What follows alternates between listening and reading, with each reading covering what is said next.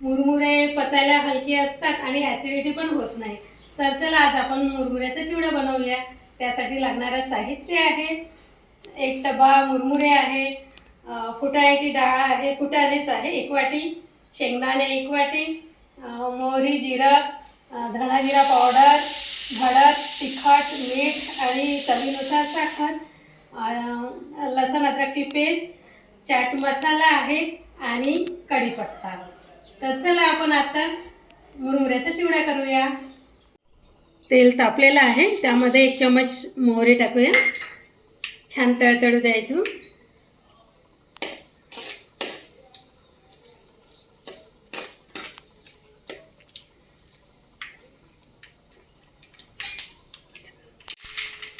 छान तळतळत आहे मोहरी. त्यामध्ये टाकूया जिरं,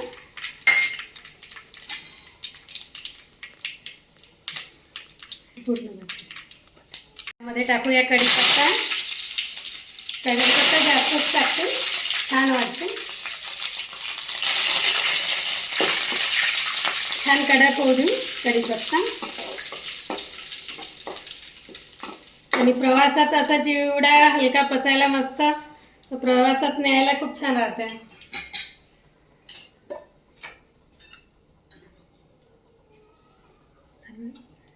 आता त्यामध्ये टाकूया लसण अद्रक पेस्ट.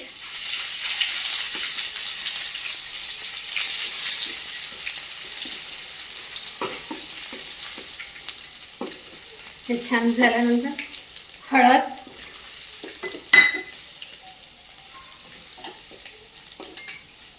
धना जिरा पावडर,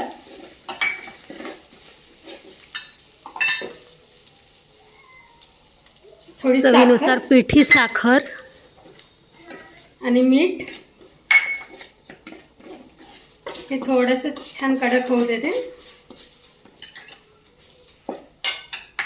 आणि त्यामध्ये टाकते फुटाणे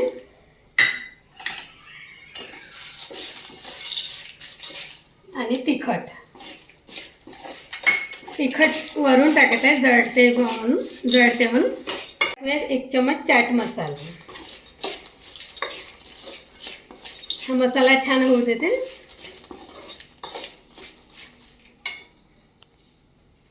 ते वाळत टाकले होते, छान पूर्ण वाळलेले आहे. छान फिरवून घेते. आता हे पूर्णपणे छान फिरवून घेते. असं कडक. 1 वाटी शेंगदाणे तळून. आपले शेंगदाणे छान फुटायला लागलेले आहे.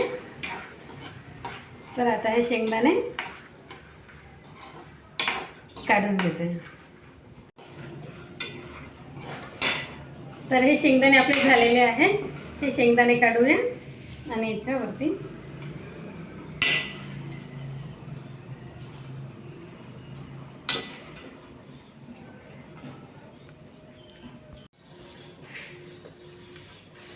तयार आहे मग आपला मुरमुऱ्याचा चिवडा. मस्त झालाय आपला चिवडा. तर चला या खायला.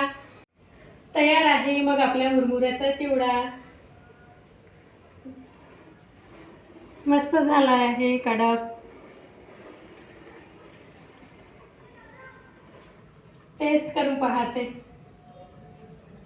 मस्त झालाय चिवडा आपला, कुरकुरीत आणि चविष्ट.